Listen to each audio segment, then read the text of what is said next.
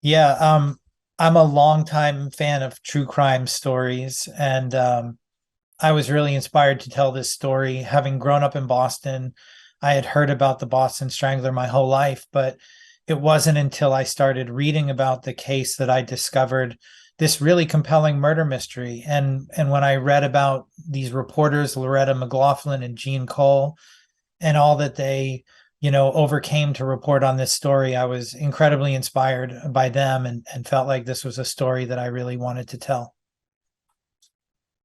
um, yeah, so I spent almost a year researching this story before I started writing. I read everything that I could find about the Boston Strangler. There's an incredible podcast called Stranglers that I listened to, and I tracked down everybody I could who was either around at the time working in the newsroom with Loretta and Jean, or had some connection to the case. And so um, I was able to talk to a lot of people, including their families, who helped fill in a lot of gaps for me.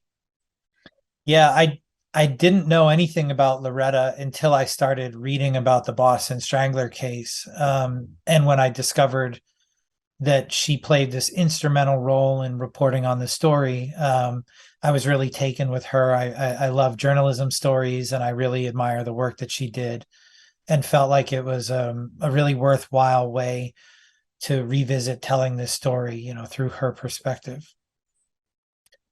Yeah, I found an archive that had all of the reporting from the Record American newspaper where they worked. So I was able to read everything that she and Jean had written, and it was very helpful in writing the film and getting an understanding of the events that took place. We even used some of their writing in the film directly. Kira was the perfect person to play Loretta, because she just has all the qualities that we were looking for to bring Loretta's character to life. She has this incredible outward strength, but also this uncanny ability to be vulnerable and convey an interior life. Really, I think there was nobody better on the planet for this role.